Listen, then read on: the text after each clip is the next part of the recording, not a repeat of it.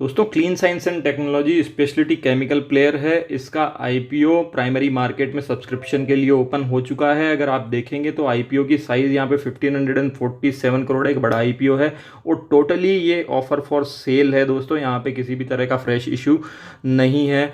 अगर आप देखेंगे इसकी एडिशनल डिटेल तो प्राइस बैंड यहाँ पे 880 टू 900 रुपीज़ का है। 900 रुपीज़ का प्राइस है जहाँ पे इसके आपको सब्सक्राइब करना पड़ेगा। सब्सक्रिप्शन डेट 7 जुलाई से 9 जुलाई 2021 है। अगर इस कंपनी की देखी जाए तो आरओई बहुत ही अच्छी 36.8% है, जो कि इसको अपनी पीयर ग्रुप कंपनी से अलग दिखाता है दोस्तों। अगर प्रोमोटर होल्डिंग की बात की जाए तो आफ्टर आईपीओ प्रोमोटर होल्डिंग 78% की रह जाएगी और इसकी मार्केट कैपिटलाइजेशन 9,560 हो जाएगी अगर ये 900 के प्राइस पे सब्सक्राइब होता है। तो आईपीओ की लॉट साइज अगर देखें तो 16 है, 16 शेयर्स का एक लॉट है दोस्तों। अगर इसकी कंपनी की स्ट्रेंथ और वीकनेस की हम बात करें तो पहले हम स्ट्रेंथ के बारे में देखते हैं। तो स्ट्रेंथ में दोस्तों कंपनी की प्रॉफिट मार्जिन 55.5% हो चुकी है फाइनेंशियल ईयर 21 में as compared to 37.5% in financial year 19। तो कंपनी की प्रॉफिट मार्जिन बढ़ती जा रही है। कंपनी MEHQ एंड BHA जो कि एंटीऑक्सीडेंट होते हैं कि लार्जेस्ट मैन्युफैक्चरर है दोस्तों वर्ल्ड में, वर्ल्ड्स लार्जेस्ट मैन्युफैक्चरर ये कंपनी है। और कंपनी ने ऑलरेडी अपनी clean chemistry based catalytic process, कुछ ऐसे प्रोसेसेस डेवलप किए हैं जिनसे कि ये इको फ्रेंडली प्रोसेसेस के थ्रू यहाँ अपने प्रोडक्ट डेवलप कर रही है। तो फ्यूचर इससे अच्छा दिखाई देता है। कंपनी की कुछ वीकनेस की बात की जाए तो MEHQ जो दोस्तों जिस एंटीऑक्सीडेंट की हम बात कर रहे थे वो कंपनी की टॉप लाइन मतलब इसकी रेवेन्यू में 46 टू 48% का कंसंट्रेशन रखता है दोस्तों। सिर्फ उसी से 46 से 48% की रेवेन्यू जनरेट हो रही है। तो इस प्रोडक्ट पे कंसंट्रेट रखना रेवेन्यू के लिए थोड़ा सा कंपनी के लिए रिस्की है। दूसरा इसकी R&D की अगर हम बात करें तो 0.1 टू 0.2% ही सिर्फ रेवेन्यू का एक्सपेंस R&D पे होता है, जबकि पेयर ग्रुप की कंपनी PI इंडस्ट्री वगैरह का देखा जाए तो 3 टू 5% का वहाँ पे रेवेन्यू का एक्सपेंस है। तो इसको रेवेन्यू का एक्सपेंस बढ़ाना होगा R&D पे। इन FY21 टॉप कस्टमर जो 10 थे इसके, उनका इसने 47.9% की रेवेन्यू जनरेट करके दिए। तो टॉप कस्टमर पे भी इसकी डिपेंडेंसी दोस्तों कुछ ज़्यादा ही है। और कंपनी का प्राइमरी रॉ मटेरियल जो है वो फिनॉल है। फिनॉल क्रूड ऑयल के प्राइस के फ्लक्चुएशन से यहाँ पे दोस्तों उसकी प्राइस भी फ्लक्चुएट करती है। तो क्रूड ऑयल पर डिपेंडेंसी भी थोड़ी सी इसकी वीकनेस को दिखाती है दोस्तों। अगर हम आईपीओ क्वेरीज की बात करें जो कि रिटेल इन्वेस्टर की आईपीओ में अप्लाई करने से पहले होनी चाहिए, तो दोस्तों वो अगर हम कंपनी के बिजनेस के स्केल अप की बात करें तो डेफिनेटली कंपनी अपने बिजनेस को स्केल अप कर पाएगी, क्योंकि ये केमिकल जो इसके यूज़ होते हैं वो एग्रोकेमिकल इंडस्ट्रीज़ में, पेंट्स में, फार्मा, FMCG इस तरह की इंडस्ट्रीज़ में इसके केमिकल्स यूज़ होते हैं दोस्तों।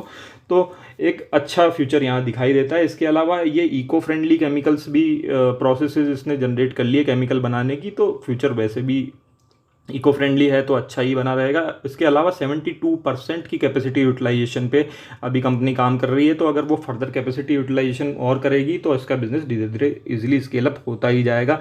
अगर रिकॉग्नाइजेबल ब्रांड की बात की जाए तो दोस्तों ये B2B कैटेगरी सप्लायर है कंपनी, तो यहाँ पे ब्रांड की इतनी वैल्यूएशन नहीं होती है। अगर आप अच्छा मटेरियल देंगे, अच्छे केमिकल्स देंगे सही सस्ते दाम पे, तो आपका ब्रांड के बिना भी कंपनी की केमिकल्स बिकते रहेंगे। कंपनी के अगर रिपीटेड कस्टमर यूसेज की बात की जाए तो दोस्तों यस, यहाँ पे टॉप 10 कस्टमर जैसा कि मैंने आपको बताया जिनसे कि 47.9% की रेवेन्यू कंपनी की मिलती है, वो इसके लास्ट 10 ईयर से भी बने हुए हैं। तो कंपनी के रिपीटेड कस्टमर यूसेज हैं।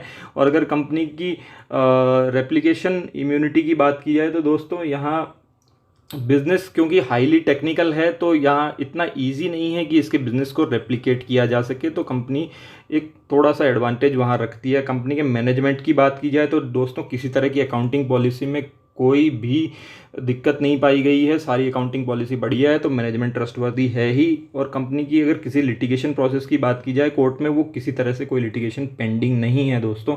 कंपनी एकदम फेयर इनफ है।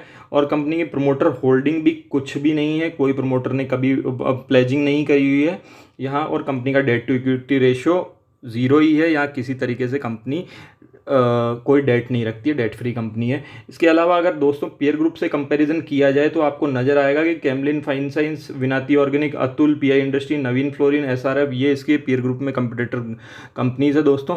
लेकिन अगर इनके कंपैरिजन में इसके PE की कंपेयर किया जाए तो PE यहाँ पे इनके कंपैरेटिवली लगभग सेम ही दिखाई दे रहा है। लेकिन अगर मीडियन PE भी बात करें पीयर ग्रुप कंपनीज़ का तो 55 के करीब बनता है, इसका पी वहाँ 48.2 का है।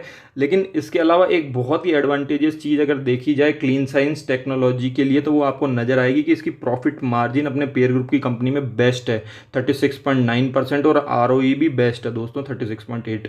तो इस वजह से कंपनी में अच्छी ग्रे मार्केट प्रीमियम बनता हुआ नज़र आ रहा है। बाकी आप इस स्लाइड की स्क्रीनशॉट ले सकते हैं और इसको इवेल्युएट भी कर सकते हैं।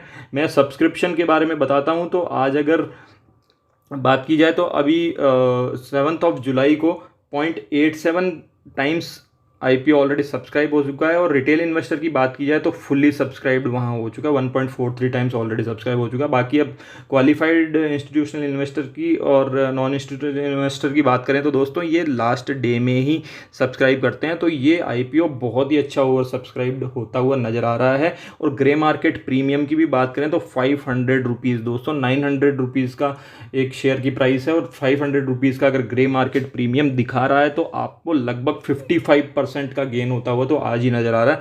मुझे लगता है कि ये IPO बहुत ही अच्छा सब्सक्राइब होगा, और यहाँ पे वैल्यूएशन भी बहुत अच्छी मिलेगी कंपनी को, और प्रॉफिट डेफिनेटली रिटेल इन्वेस्टर्स को अच्छा होगा जिसको भी इस IPO का लॉट मिलेगा। दोस्तों क्लीन साइंस एंड टेक्नोलॉजी में आपको सब्सक्राइब करना है या नहीं, मैंने इवैल्यूएशन आपको करके बताई। बेस्ड ऑन इवैल्यूएशन आप इजीली समझ सकते हैं कि IPO में सब्सक्राइब करना है या नहीं।